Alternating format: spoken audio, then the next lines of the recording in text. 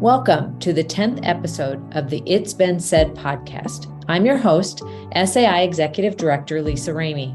Each show is dedicated to conversations on leadership as we further SAI's mission to support, encourage, and develop Iowa's educational leaders and learners. We're excited this month to welcome Elementary Principal of the Year, Dana Nally from Bedford, Middle Level Principal of the Year, Toby Young from MMCRU, and Secondary Principal of the Year, Jake Feldmann from Western Dubuque. Listen as they share challenges they've faced and overcome, how they involve student and staff voice and foster innovation and creativity, and experience in the role itself. We'll get started with our first question, and Dana, I'll let you respond first. So what are some of the challenges you have faced as a principal? And tell our listeners how you have overcome those challenges. I think one of the biggest obstacles is probably finding that balance between the instructional leadership side of being a principal and the management side of being a principal. If the management side can kind of take over your day-to-day operations if you allow it. So I think that's a hard task to kind of find a good balance between that. For me, I think I'm a very organized person. So as I was the first principal and became more familiar with what was needed with the management side, then I was able to get some of those things done ahead or make a plan so that I had a better balance between the two. Thank you. How about you, Toby?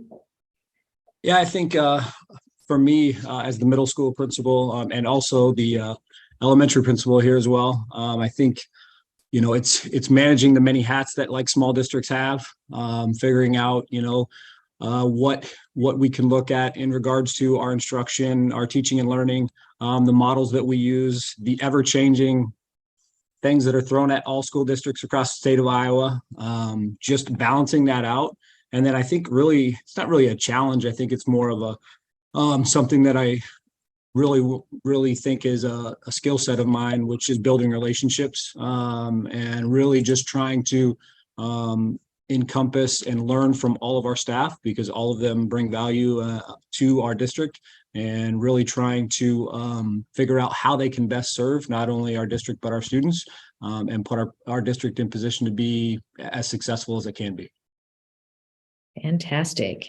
And Jake, what are some of those challenges you faced and how have you overcome those? I think our biggest challenge we have, I think one of the most important parts of our job is actually hiring and retaining in education.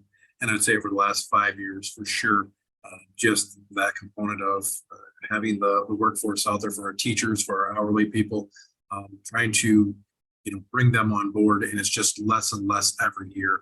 I remember one of the first jobs in social studies, we'd have 99 applicants, and if I get 5 to 7, I'd be very lucky to have. So what we're trying to do is just be proactive, getting our master schedule things done early, and then knowing who we have to hire, and then getting that out, January, February now. It used to be where you could hire in April, May, and that is really no longer an opportunity for us. So, yep, that is probably our biggest challenge right now. Even the hourly, staying competitive. We're in a manufacturing world over in this area, and to try to be competitive with our wages for hourly is just as hard. So, just trying to get that word out there and celebrate about education and getting people involved and wanting to work in the schools is an important part for us. Yeah. Thank you for sharing that. I know I hear that probably every time I talk to an educator about hiring and how challenging that has become. So vastly different than what we were used to. All right, Toby, you're going to get to start this response. Sure. What are some of the most important things you have learned as a principal? I think just it being in education in itself, and then moving into a leadership role. I've always been in leadership positions myself, whether it be in coaching or, I'm building leadership teams or whatever that is. I've kind of found myself in those positions throughout my career.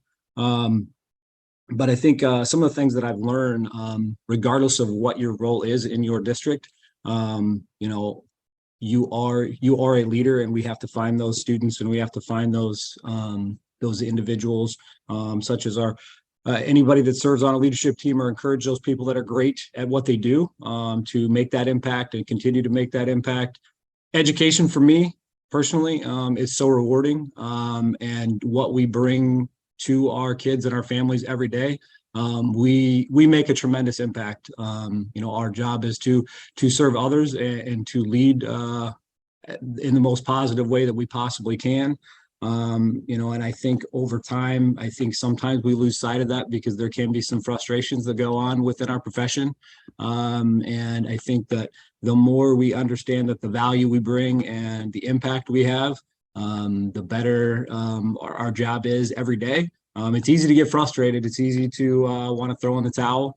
But at the same time, I think that some of the most important things that I've learned as a principal is that, the people we surround ourselves with, 180 days a year and throughout the summer are some of the best people we're going to come into contact with. And we get to, lead them and hopefully send them on their way when they're done with us. And they go out and they're very successful individuals in their own personal lives. Yeah, for sure. Focus on the positive. All right, Jake, how about you? What's the most things you've learned? Probably the most important thing is family first, making sure that you're taking care of your home, because we can't take care of home. You first started in administration and the principal component of sometimes you're just so overwhelmed with everything going on. I just had a daughter who graduated my first one, and I went to her last dance competition and I watched her dance 15 years ago. So it makes me really want to make sure that I've learned to focus on that first. Second is taking care of your people within your building. That's your family, your work family. Take care of them first. Build relationships first. The rest will come. I truly believe that's the most important key. We don't build programs. We support people, and then the programs come from that. So that would be what I'd say is the most important thing I've learned over the last 6 years of being the principal. Awesome. And Dana? Yeah, I think some of the most important things I've learned is first, make all of your decisions based upon what's best for kids. Even the tough decisions, even unpopular decisions.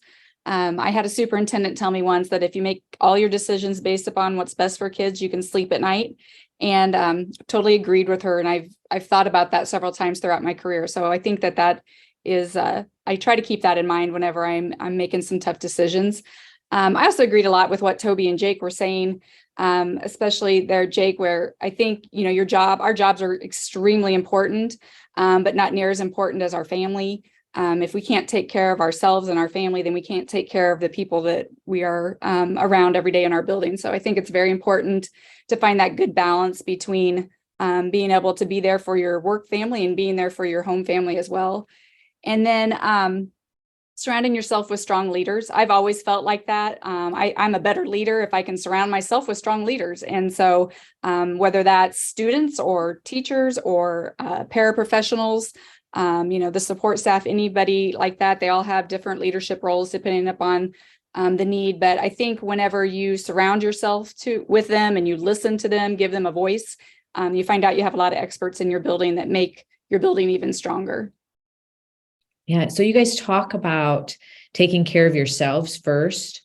What are some of the things you do to make sure that you prioritize taking care of yourself and your families? For me, I probably learned that the hard way. When I first started out in education, I have two boys and they were really young, and I spent a lot of time at school, a lot of time doing schoolwork and bringing schoolwork home. And then I, quickly realized that there had to be a time when you kind of shut some things off. Not that you can always shut things off, but shut some things off a little bit, spend the time with the family, do the things that, my boys wanted, just to be there with them. And then, just taking care of yourself, like physically and mentally, whether that's exercising or whatever your hobby is, to kind of decrease some of that stress. But once I was decreasing some of that stress at work, that it was also decreasing some of that stress at home, and it just all kind of flowed better. But I think you always have to keep your eye on that. I'm sure, I know all professions have stressful parts to it, but whenever it can become challenging and frustrating, I think you have to keep your eye on the bigger prize. For me, is my family at home. Yeah. Thanks, Dana. Toby or Jake, anything to add? I think there's Yeah. Go ahead, Jake. There was a I remember they had a stop sign in their garage. So when you pulled into the garage door, there was a stop sign. It just reminded you. I don't have that, but every time I pull into the garage, it reminds me of like, hey, this is a separate entity where I'm at. Be present of where you're at. If I'm at home, it's tough. I'm still working sometimes, but I'm still taking phone calls. But just be a present in those conversations. If you're going somewhere, you're going to a softball game or you're going to practice or whatever, just being present with your family so that you have that opportunity, because it's really easy to get on the phone. It's really easy to look at emails or whatever. That stop sign really makes me think about, be present when you're at home. When you come to work, then you do the work hat on. Hard to do, but it's just that reminder every day. Yeah, I would agree with Jake and Dana. It's one of those things where I think we're all carrying something or many things. There are a lot of things on our plates daily. And with that, I think you really have to understand that your personal life is very, very important to you, and to have that balance, I think, is crucial. I think I would say most administrators, you're always, checking email, you're always on the phone. People are coming at you in a lot of different directions because sometimes problems are now yours on your plate. And how do you go, okay, hey, let's take a step back. Let's just think about this. I think you want to react in a lot of ways to things. And I think sometimes you got to take a step back and listen, and you don't have to always fix everything right now. Some things can wait. I think a lot of us try to be the ones that are going to mend those things and make them better and fix them right away. And I think for us as leaders, we have to really step back and go, okay, these are things that are important. How important really are they in the moment? And I think sometimes, you get so invested in your job and what you do that you kind of lose sight of other things that are really important, which is your family. And I think that, for us, I just think you have to find what balance works for you. That work-life balance, I think, is different for everybody. I like to be busy, but at the same time, I need that time away where you can decompress and really not take home all that's going on at your job and work, and just focus your time on your family and your kids and go from there. Yeah, thank you all. I think this has led right into our next question. And Jake, I'll let you respond first. So what advice would you give to aspiring principals? It's funny. The first thing that I have down is number one is family first. I know it's really tough. I remember the first couple of years, and still, those first couple of years, you wanted to make sure that you knew the ins and outs of your job. And I think that was important for me. So family first is an important part to remember. But also, the thing I learned from that is build leadership within the organization. You can take all these things on and be here 80 hours a week, but at the same time, you're not building the capacity of your assistants or your office or your teachers or your students. So, make sure you put a structure in place to build that leadership. Take time for that, because that's going to help everybody out. I always had the idea of, if I wasn't here a day, this building would still run as normal. And that's what, after a couple of years, it took me to do that. And now I sit here, and if I'm not here, everything is okay. If our assistant principal's not here, or activities director or secretary, so build leadership. And I think one of the things that I've really taken a strived on is knowing the why in every decision. I tell the students, I tell the staff, I tell the community, know the why. If they come in and ask why I made a decision, I have a sound answer on that why. Not everybody's going to agree with that why, but they know the why that we have. So always know your why based off the vision. Dana. Yeah, a couple of my first ones advice were similar to what Jake was saying there, and similar to what things I'd learned as a principal. But the first piece of advice I had was, again, always make your decisions based upon what's best for kids. Take care of yourself. It's a stressful job, and you can't take care of others if you haven't taken care of yourself. I think it's also really important to work on building those relationships within your building, whether that's with students, whether that's with teachers, parents, fellow administrators. I think a positive culture is vital to that learning environment in your building. And so I think that's a constant thing you have to maintain. You have to work really hard to get that culture, and then to maintain it is also hard. So I think that is very important. Model what you want. If you want something in your building, you need to model it. You kind of walk the walk and not just talk the talk. So again, I think that is big on culture building. If your staff sees that you are displaying the behaviors or the leadership qualities or whatever the expectation is, then they're more likely to do those same things. And then I think the last piece of advice that I would have for a new administrator when you're making those decisions, be consistent. Treat everyone the same. That's why, follow your policies, follow your handbook, whatever, you're looking at there, but always be consistent, whether you're dealing with students or parents or staff. People are going to pick up on that very quickly if you are not. So I think you'll save yourself a lot of headaches in the future if you just, start out that way and be consistent. And it's not always a popular choice, but it's the right choice. Fantastic. And Toby?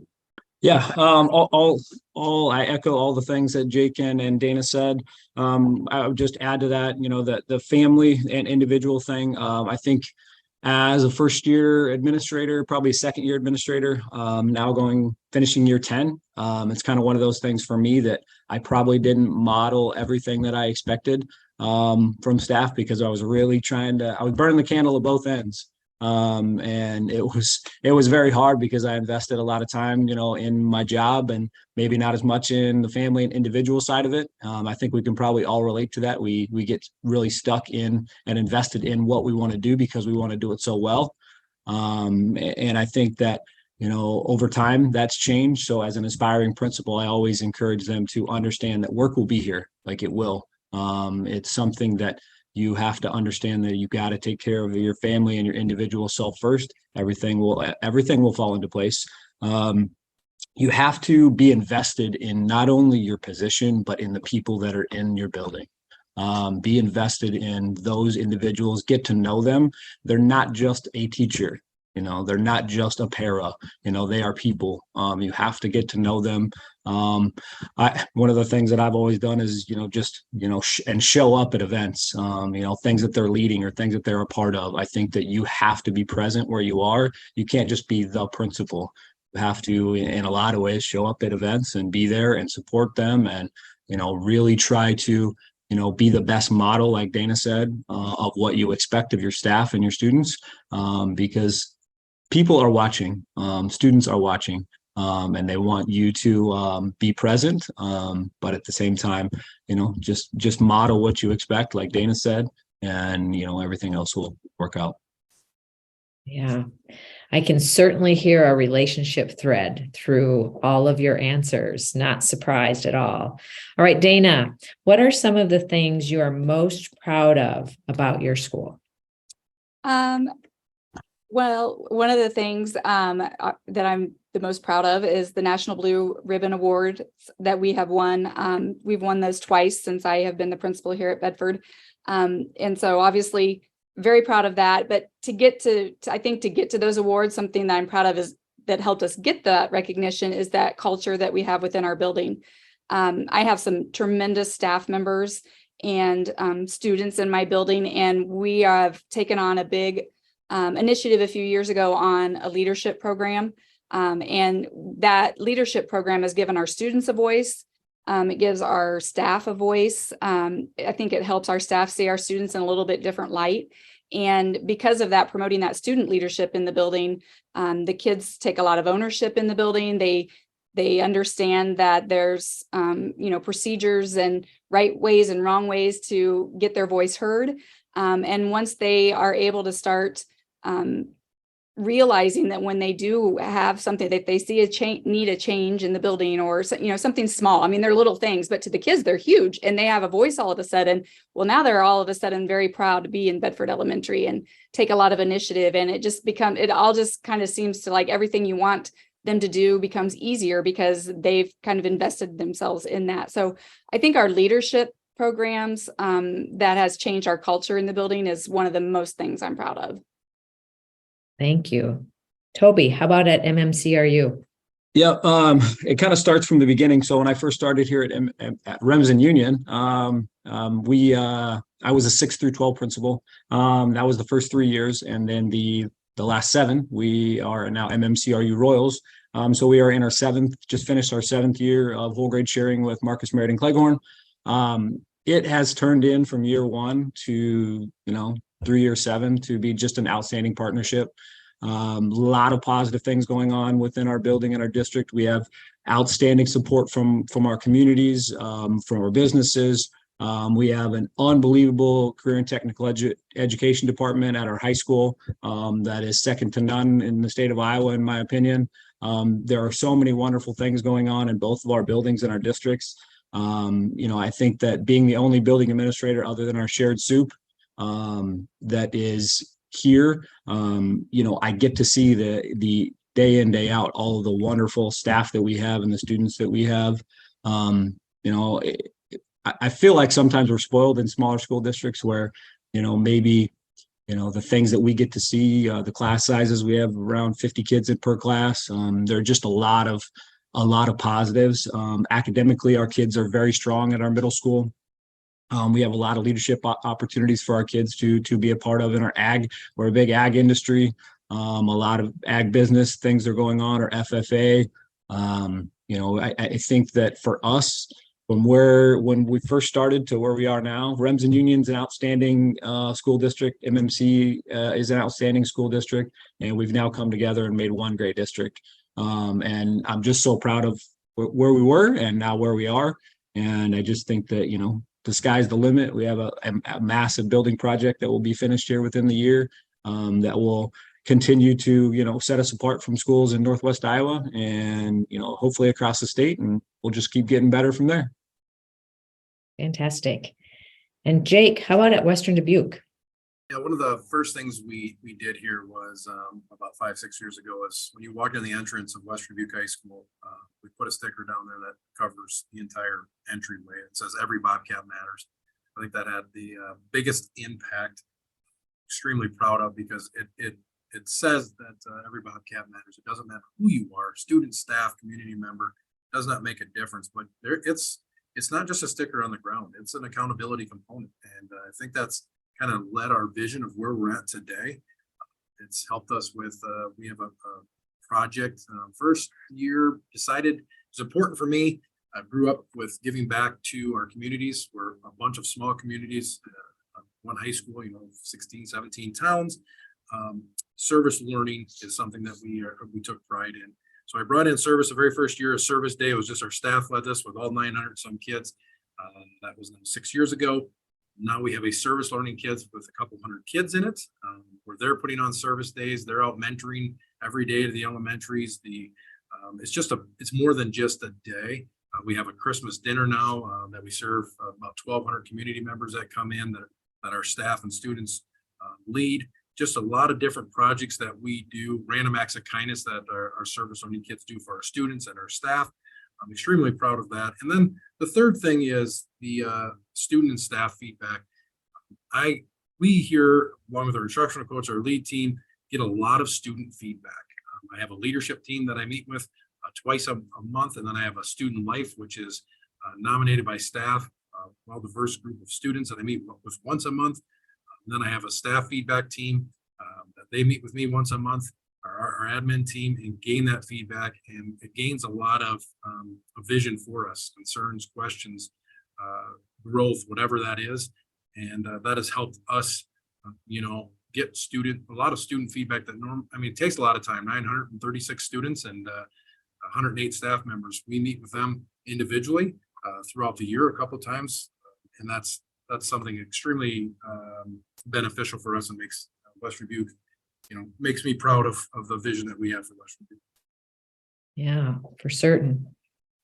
Okay, Toby, what are some of the goals as you've talked about what you're proud of? Now, as you look to the future, what are some of the goals that you have for MMCRU? Yep, I think, it kind of comes back to, when we first started about 7 years ago, as MMCRU being Royals, what's that look like? Setting the example, coming back to our core values, in relation to, our mission statement, and setting our students up for success now and into the future. I think that for us, our goals are to continue to, build relationships with our students' families, and have strong, successful programs for all of our kids as they go throughout, elementary, middle school, and high school. And then set them off to be as successful individuals as they possibly can be. I think that, we're rooted in a lot of very successful things now. I think the goals for us are to continue to hire outstanding staff members. I think Jake said that early on. That is huge. I agree 100% with what Jake said. The opportunity to find quality individuals and keep them within your district for a long period of time is becoming very hard. And then just to find one quality individual for a position is very hard. So we've talked administratively, what can we do? What can we do with our district to really attract people here? Because I think that, you know, we're very competitive and people are trying all sorts of different things to get people to come to their school district. And I think a major goal for us is to continue to, you know, showcase what we currently do, and then also figure out ways in which we can, you know, get people to see that, you know, MMCRU is an outstanding district and why we want them to join, you know, our team and be a part of something great. So, Jake, how about goals? Well, our ultimate goal that we have is be in the exceptional category for the IRA report card, and that goes off the academics along with the, you know, conditions of learning. That's all tied on growth, and we've the last probably 8-9 years, ever since it's come out, we've been really trying to shoot for that exceptional category. Now, based off of some of the information and, you know, our SIAC and all of that information, the data we get back, you know, when we're a 3A, 4A school, along with 26 to 27 kids in a class, how do we teach? One of the goals is to teach more to the individual than to the class.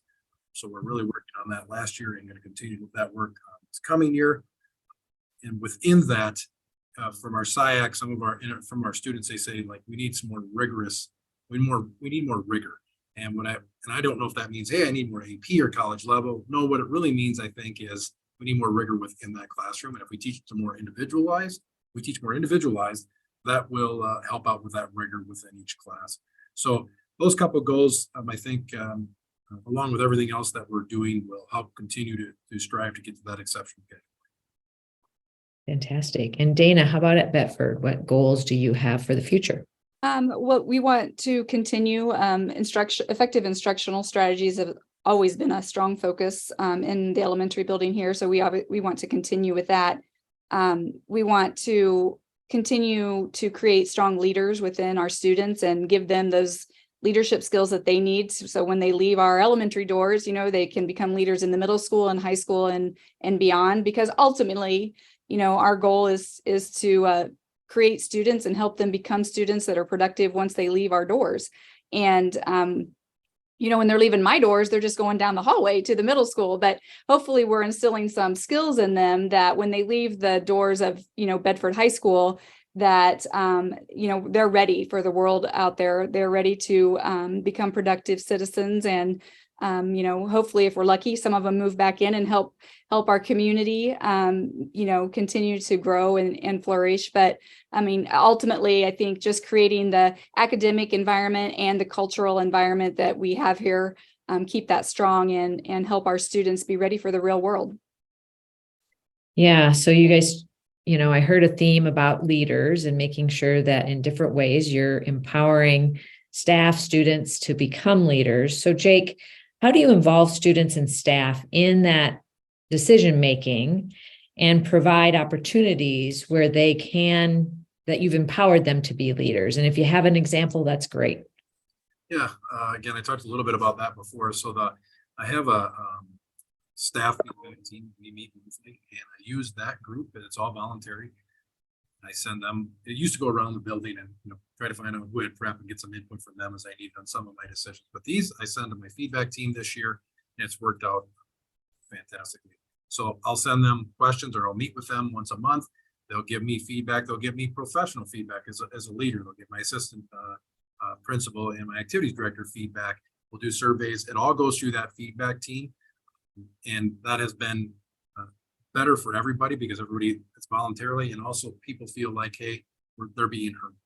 And then with the students, and I guess with the staff, every Friday I meet 9:15 with our leadership team, which is our admin team, our instructional coaches, our head cook, our head custodian, our head secretary, and we meet every week and we develop so no surprises for the next week. And I send out a weekly email with all the events that are going on. So that's another way that we build that leadership within our team. And then my two student organizations, my leadership students and my student life. And what that's developed is meeting with them once to twice a month. And then after I meet with them, they actually come to my office, and our admin team, they ask us questions that we do a Teams meeting to all students. So all students get to hear what those questions were. We kind of decide throughout those meetings, like, what do you want to ask us in this? So once a month, all of our students get to hear about the questions, concerns, or giving us feedback, that live component. And that's been very helpful. At the beginning, when we started this, I had more like students and staff, when they don't know something, they make up stories in their brains. This is full communication to them. And it ended up in the end of the year, hey, we're lack of parking or just minor things. And I'm like, this is great. If this is where we're at, kids know where they're at. So those four really components have built leadership within our students and our staff. Thank you for sharing that. Dana, I know you talked a little bit about building leaders. Can you expand and give them other specific examples for us? Yeah, well, with students, we call it, we are bulldogs here at Bedford. So our leadership program in our elementary is called Leaders of the Pack. And so it's a version of Leader in Me from Franklin Covey.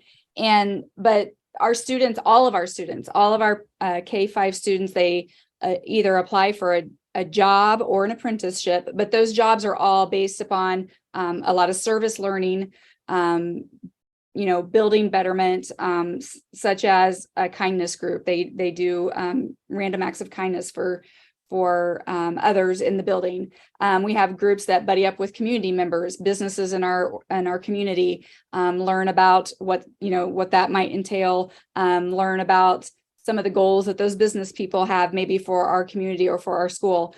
So they do a lot of those kinds of things, but they take a lot of pride in the school because they're given a voice. And through that, some of the service learning or through some of the groups or apprenticeships they are involved in here at the school, if they have a concern, and again, it might be something simple. They came up with a brilliant idea. For an example, on the playground, they were having trouble getting, when second and third grade are out there together, they were having trouble getting the balls. They would end up with third grade balls and they were second graders and that kind of thing. The kids came up with, how about if we color code the balls, Mrs. Nally? Wouldn't that make a lot of sense? And I'm like, I hadn't thought of that. So they do give you a different perspective. Again, they're simple things, but the kids take a lot of initiative and pride in knowing that they have a voice. And I think that giving them that power is very powerful in the school. With my staff, I of course, I have a very strong leadership team that we meet with kind of make sure we're on the same track and we stay on our vision for our professional development, our weekly collaboration. But I am a firm believer that all teachers have the potential to be leaders at one time or another, kind of depending on what you're needing. And anytime that I can give all of the teachers a voice or have them part of the decision-making process, I certainly do. I think they all have times whenever they can step up and be leaders. They all have a different perspective. And some of them come with some, fantastic ideas that maybe that leadership team and I have not thought of. So I try to include as many people in the decision-making process as I can. And I think that gives them that voice and it empowers them as well. And Toby, how do you empower students and staff to be leaders? Yeah, I think feedback is crucial on both ends from students and staff. I send out, a monthly feedback form to, our student council is pretty large for a school our size in our middle school. We have around 50 students on our student council. We started about 3 years ago, I think it was 3 or 4, where we do a monthly service project throughout our communities and in Northwest Iowa, where our students are able to give back to not only in Rems and Marcus, Meriden, or Cleghorn, but also in Northwest Iowa. And it's really caught on. So we have kids all the time coming and going, okay, what else can we do for others? And I think that's a real big thing. I think the feedback that you get from your staff in regards to, what's going on within your building and your organization is crucial. I think that feedback, it needs to be honest. I want to know how, as a leader, I can be better, but I also want to know how we as a district could be better as well. And sometimes it's just little things here or there that I think as a building leader, you don't maybe think of. Like Dana said, just little things that's like, oh yeah, that makes perfect sense. I think that, your staff has fantastic ideas, and like Dana said, they're great leaders. And I think that you have to, empower those people that the vision that they have or the thoughts that they have for what they want to do, not only your students and your staff, but you have to allow them that opportunity to do that. And I think feedback is crucial. We also do a building buddy thing that I'm sure a lot of districts do. And we do that every 2 weeks in our district, where it allows our middle school students and elementary students to partner and pair up. It's about 30 to 45 minutes every 2 weeks. And we do activities with our kids. And you would think that, our elementary students thought it was just the greatest thing ever. And our middle school kids have really embraced that time with our elementary and middle school students, just to really work together and see each other in that moment. But I think it's really set an example for our students, and our staff has really embraced that time because, it takes away learning. But I think those are valuable learning moments that, our kids need to have and our staff needs to see. I would say those are some just examples that we have right now. Thank you. Thank you all for sharing those examples. So Dana, back to you. How do you foster innovation and creativity as part of the learning process? Well, I think that first we try to build a very strong culture within our classrooms and within our building. We do a lot of cooperative learning in our elementary classrooms, a lot of teamwork, class building, those kinds of things, so that our students feel better about taking some risk in the class. And so I think that has helped them be a little bit more creative because they feel more comfortable in the classroom doing those kinds of things. We do a lot of, for instructional purposes, a lot of inquiry learning kinds of opportunities for our students. So they work in those cooperative learning groups. They have lots of conversations, whatever the topic may be. But not only do they have conversations, they start questioning one another. They start, some maybe have a difference of opinion, and they've learned through our team building and through the class building skills that, it's okay if they have a difference of opinion, and they take those things into consideration when they're doing some of the inquiry learning in the classroom. I think they're finding out that through those kinds of activities that it's okay to make mistakes and this didn't work out. So what do we need to do? So they're working together, I think, to come up with some of those things to solve some of the problems that have been given to them. And I think another way to help that creativity, it goes back, I think, again, to those leadership opportunities. So those students have a voice, and I think it has empowered them. And because they have a voice, again, the culture makes them feel a little bit more comfortable to maybe think outside the box a little bit, to take some of those risks. And when they're able to do that, then I think they become a little bit more innovative and creative. Yeah, thank you.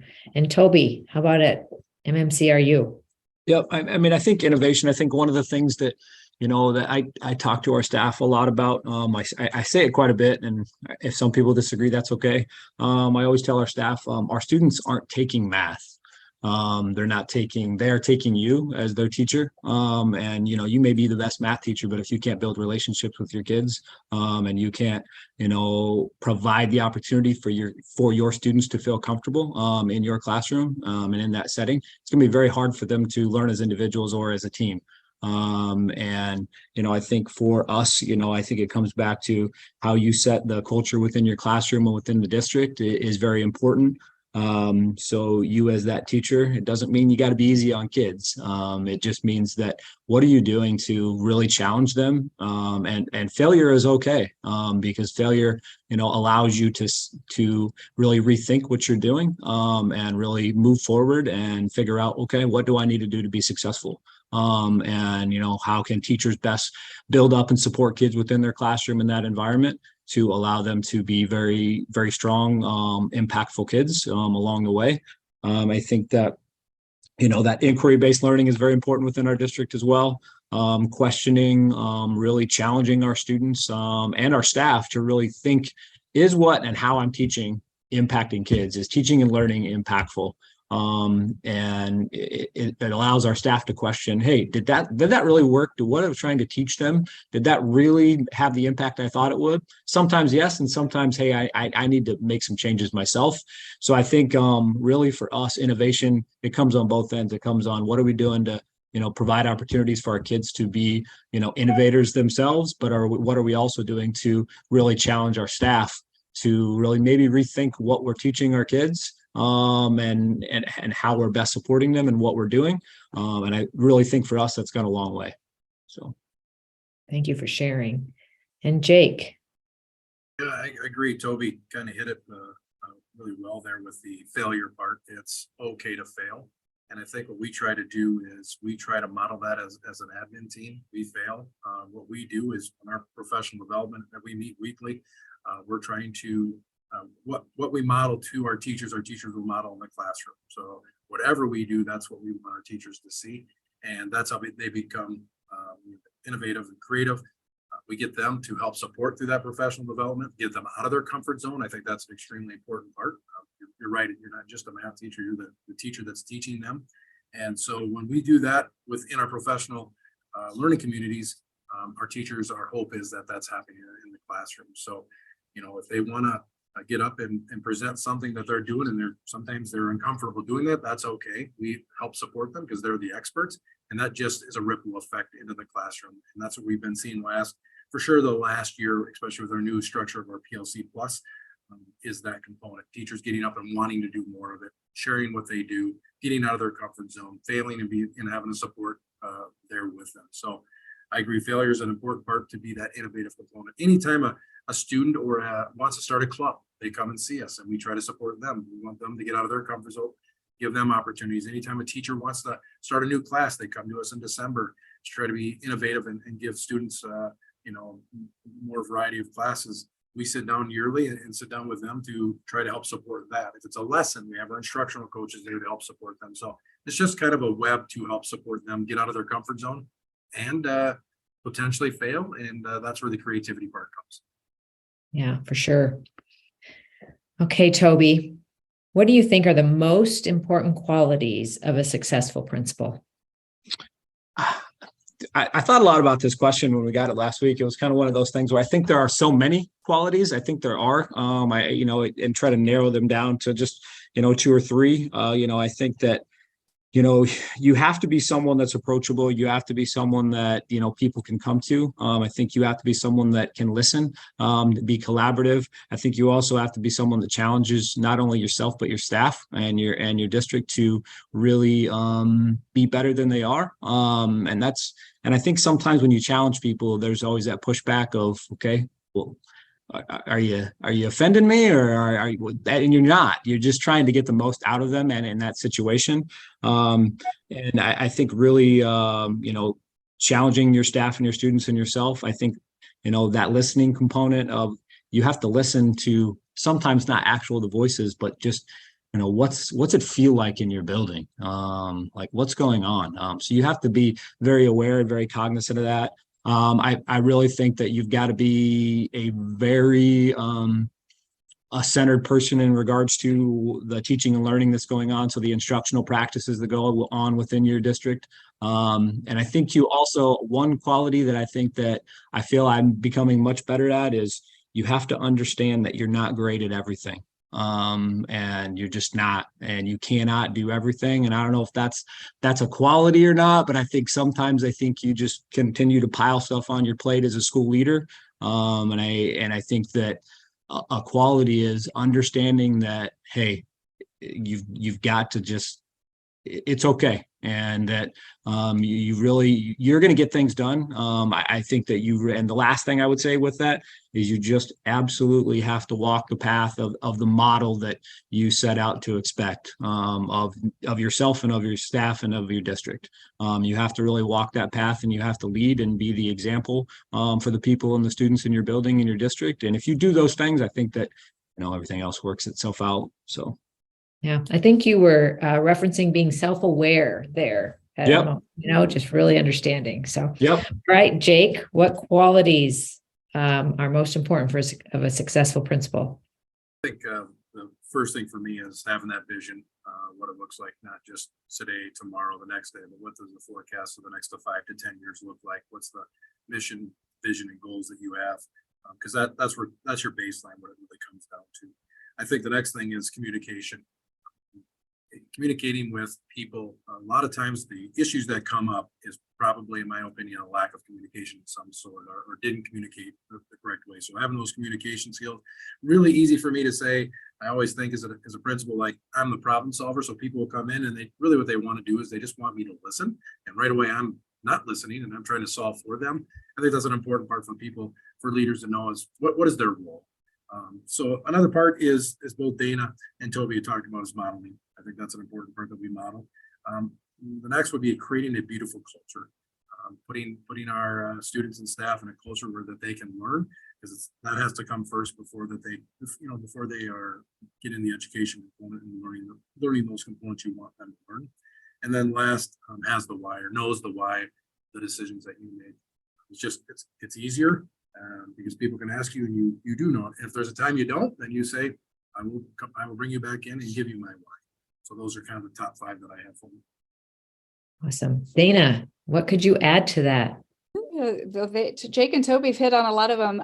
But my first, the most important quality, I think, is building those strong relationships with your staff, with your students, with your parents, with communities, community members, board members, other administrators in your district. If you can't have that positive relationship and you don't have that strong culture within your building, then it's going to be really hard, to be effective, I think, as a leader. I think communication is key. You have to be an effective communicator. I think you have to be a visionary, collaborate with your staff. It's not just your vision, but I think when you start listening to others and you empower others, think about their perspectives, then you all kind of come around to the same kind of vision and do what's best for your students.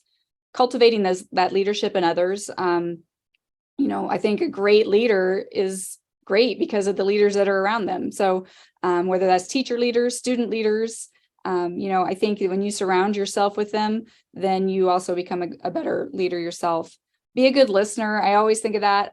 This is hard sometimes because you do want to solve the problems, like Jake said, but I think if, really listen to what whoever it is, parent, student, teacher, think before you speak, and just really take into consideration their perspective and kind of where they're coming from.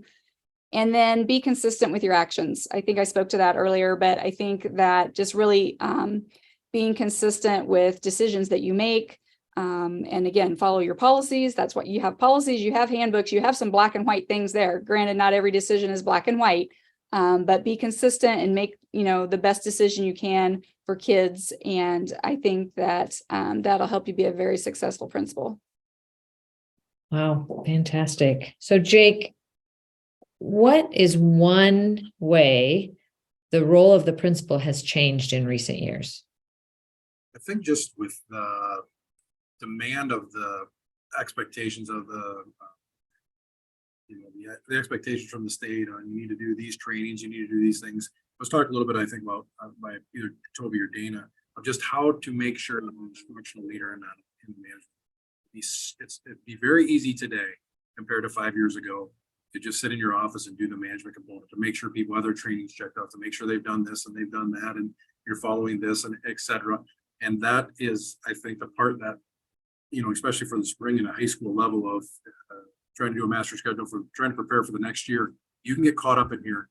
And I think that's changed over the past few years, just with the more expectations that you have that you want to make sure you're abiding with. Dana, thoughts? Totally agree with what Jake said there about that instructional leader component. But something maybe a little bit different that I have seen change drastically in the 20 some years that I have been doing the job is dealing more with the mental health issues and some concerns that our families and students come to school with. And that's not always discipline.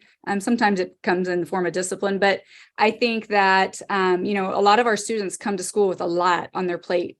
And if we don't have those relationships built with them, then we're not going to be able to help them. We need to be a real good listener for them. We can't expect them to be learning in our classrooms whenever they have some of these other issues going on. I think we need to address some of those things first. And I feel like that's been a big shift in what, whether that's me directly dealing with that or if that's, working with our team, working with the teachers, working with the parents, working with the counselors and those kinds of things to try to get those students where they're in a good place where they can then, focus more on that academic. But I think you have to really build those strong relationships with those students and those families because they come to school with a lot. And we need them to be able to deal with some of those things so they can then focus on the academics. For sure. And Toby, what do you have to add?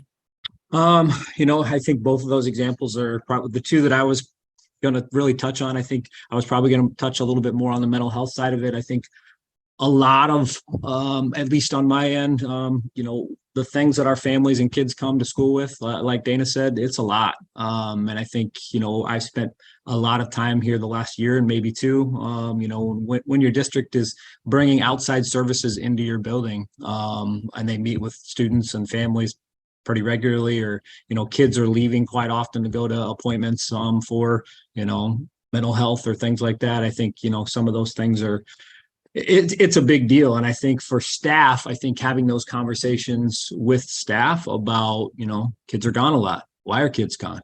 There are reasons, and how can we best support them and get them not only through it, but best support them on the other side of that. And I think that's one big area. I think the other thing, like Jake said, the managerial piece, if there are principals out there that are managers that just sit in their office, and that's not me. So I don't even, no offense, sitting here for the last hour has been a challenge, just because I like to get up and move and talk to people and just do things. So the instructional component and being out in your building and best supporting staff, I think that's huge. I think that's what all districts need. Are there times when state reports have to be done and meetings have to be had and all of those things? Sure. But I mean, I think the role of the principal in my time, how I've maybe behaved in certain ways, on things that I've made maybe some poor decisions, or hey, I question that decision on, has changed over the course of my time. But I think that overall, I think you've got to understand your role as a leader within your district, and how important your role is and the impact it has. And, being that instructional leader and also being that supportive leader for your staff and families and students is so crucial. Sitting in your office is not going to get it done. So, I think I'll leave it with that. So. Thank you. All right. So now some just very specific district questions. So Jake, I'll start with you. We know how important it is for students to feel a part of the community that they belong to, right? And so how do you foster that feeling at Western Dubuque Community Schools? Yeah, one of the things is you'll see that the Bobcat Nation is what we call it, and every Bobcat matters. And you put all those components together. Again, as I said before, every Bobcat matters. It's just not a sticker on the floor. We're held to a high accountability to that. And we have developed throughout that process a Bobcat time, where kids, every day we meet with, it's probably 5-6 years ago, we did, you have a trusted adult. We had 110 students that felt like they didn't have a trusted adult at Western Dubuque High School. So we developed the Bobcat time. We've had this on and off in the past 10 years, but we're very, very intentional about putting students with a teacher for 2 to 4 years to build that trusted adult. And we switch it after the 2 years to try to find another trusted adult.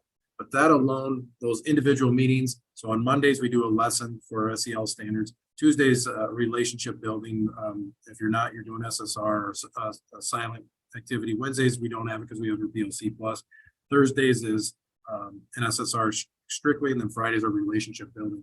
And within that, getting that involvement with the individual student has helped our kids feel like they're a part of something.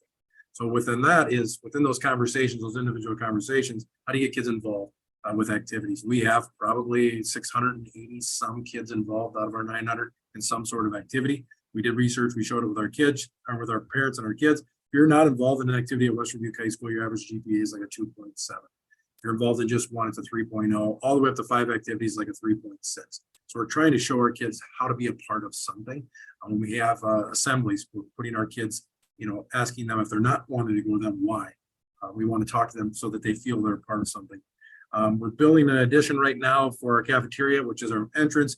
I'm going to put a sticker of all of our communities that kids come from, if they're open enrolled or not, of a picture of where they're each of their towns, so that they know that they're a part of Western Dubuque. So I think if you put all of that component together, That brings out what we call Bobcat Nation. If you follow us at all on any activities or events, our community, our kids, our parents come in full force. So we will fill the stands because everybody feels they are part of something, and that is our Bobcat Nation.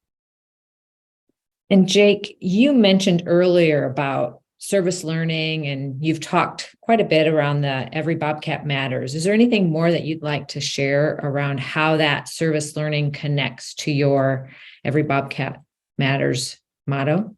Yeah, so, to add to even Toby and Dana talked about the mental health component of it. Like the service day started off with just one day and staff leading it to now classes, 5 classes, academic classes, to mentoring to little kids, to the 2 full service days that go with the entire district with elementary, to serving our community, etc., to a Bobcat den for our kids that can't afford food and clothing. We started that throughout this process, and I think once you feel safe, you're fed, you're whatever, you feel you're involved or you're part of something.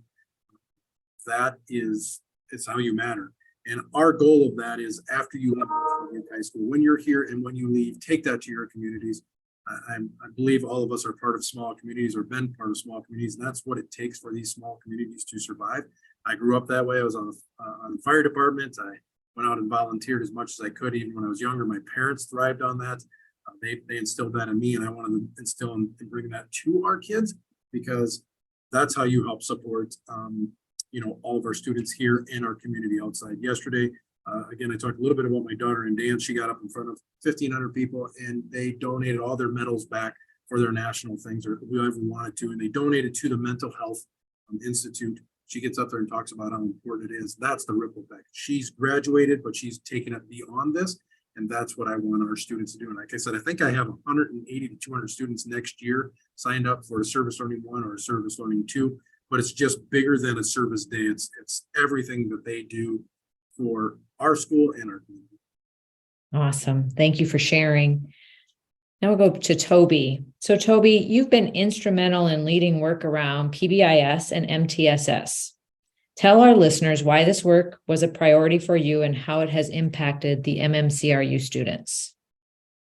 Yeah, whatever acronym you want to use to, whether it be MTSS, PBIS, I think that, for us, it's really been crucial and vital to the success of, our building and our students and our staff. And I don't think you just have to say, hey, we're doing it. That's not what that is. But I really feel that for us to be intentional with that time and how we model and how we act what we do, our MTSS plan at our middle school, how we provide supports to all of our students at all levels. We've really found that, early on, especially when we started, our 5th grade students had never been together as they had come to our middle school in Remsen. We were, over the first year or two of whole grade sharing, we were really missing. We had some gaps in learning. We had some gaps in, relationships. We had gaps in maybe some things that we weren't just doing very well. And for us to really look at the systems we had in place and to really develop at a time that we do every day. And it looks a little different every day in what we do in relation to our SEL component, the academic component, the supports that are in place for our kids. And then we throw in a little activity time for our kids to just decompress and not really have to worry about so much about the academic rigors of things. It's been instrumental in, our kids being successful, within our buildings, not only academically, but just personally as kids. I think our kids feel very comfortable in our building with who they are and what we are as Royals. And then our PBIS component of that as well. We want to have positive relationships with all people.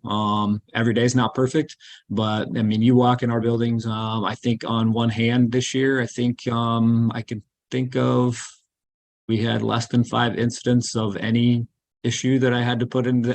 It's just a very positive. It's just a very positive building. Very, very few discipline issues. Some minor things here or there, but overall, the things that we are teaching our kids and expecting of them, and they expect of us as their teachers and staff, I think is big, because it's not just what we expect of our students. we have to model that as teachers. And I think we've done that, and we have the systems in place, and it works very well. The feedback we've gotten from our staff and our communities in relation to the surveys that we've sent out pretty regularly has been very positive. We're always making little tweaks here or there, but overall, both of those systems that we put in place and really invested in have gone very well. It's fantastic. So Toby, you had shared earlier, so I don't know if there's any more to add. You wear many hats, being principal, activities director, etc. So how do you prioritize what's most important, and then also make sure you take care of yourself? Is there anything to add? I think I've said it before. I think you have to find what your work-life balance is for you. For me, my family is number one, but at the same time, number two would be work. But at the same time, I don't know anything else. I don't know how not to be busy. I love being busy. I love being at events, not only my families, but the schools, because they're my, family as well.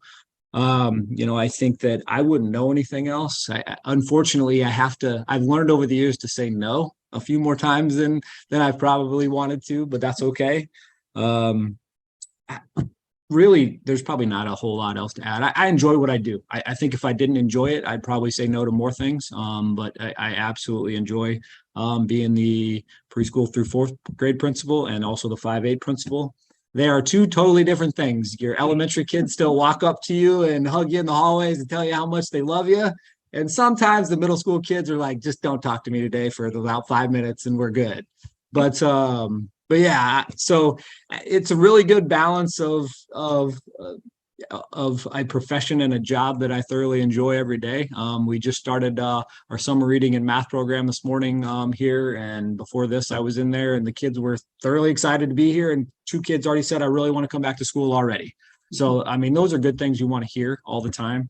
So overall, no matter what hats we all wear, Jake, Dana, both Tracy and Lisa, I think that's just one of those things that, you have to understand that it's okay. Take on what you can take on, enjoy what you're doing. And if not, then maybe take some of those hats off your plate and go from there. But overall, I love what I do and I wouldn't change it for anything. So.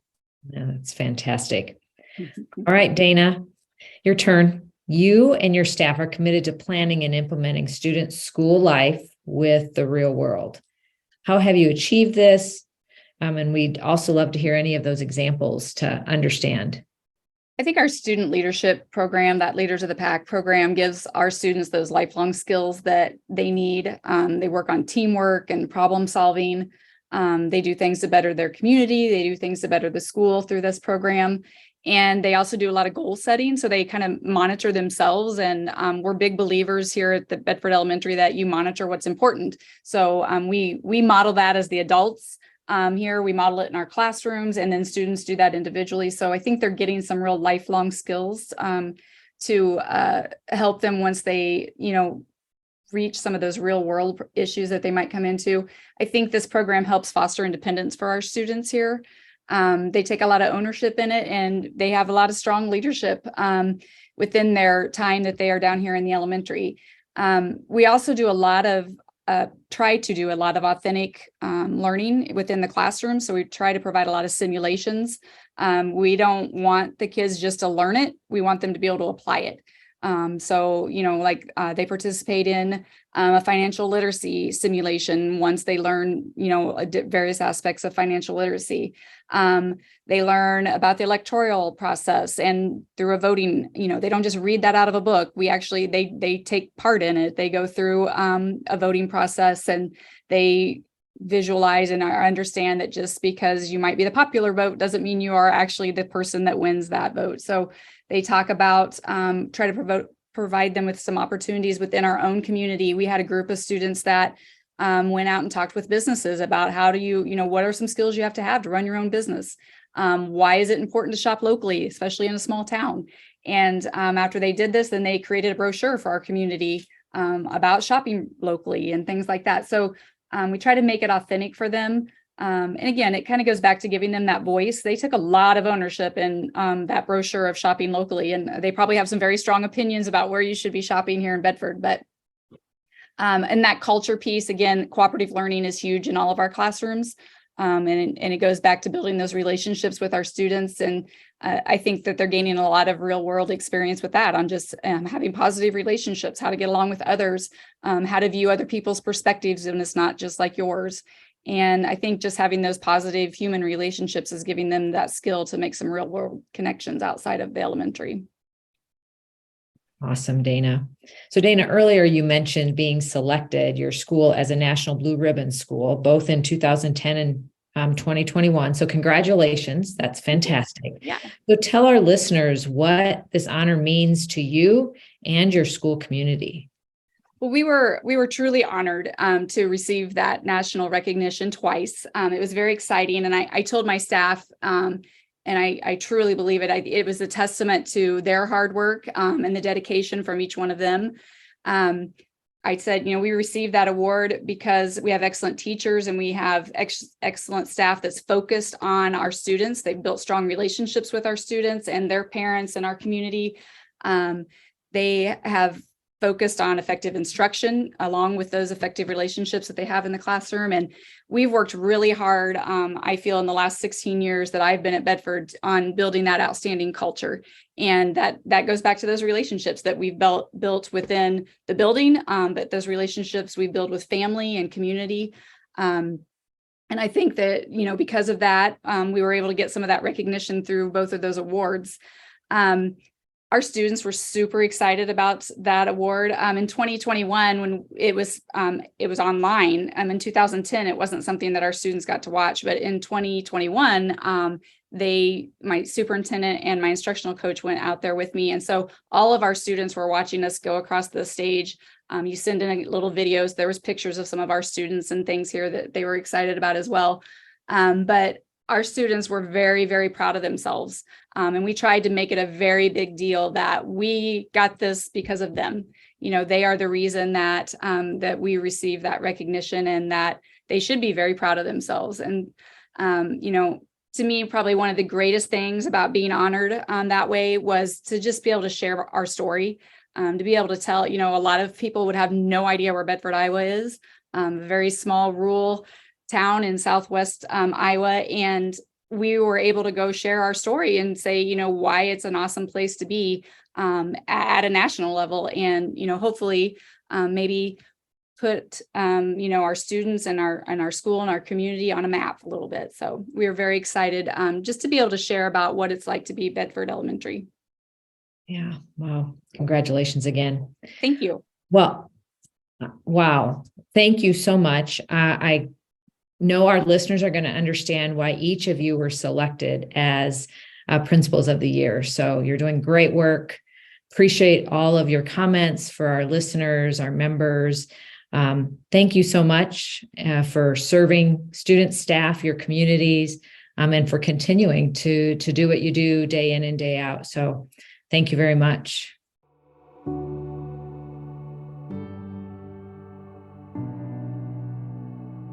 Be sure to join us for the next episode as we welcome Elementary Principal Dr. Ryan Marzin of Perry.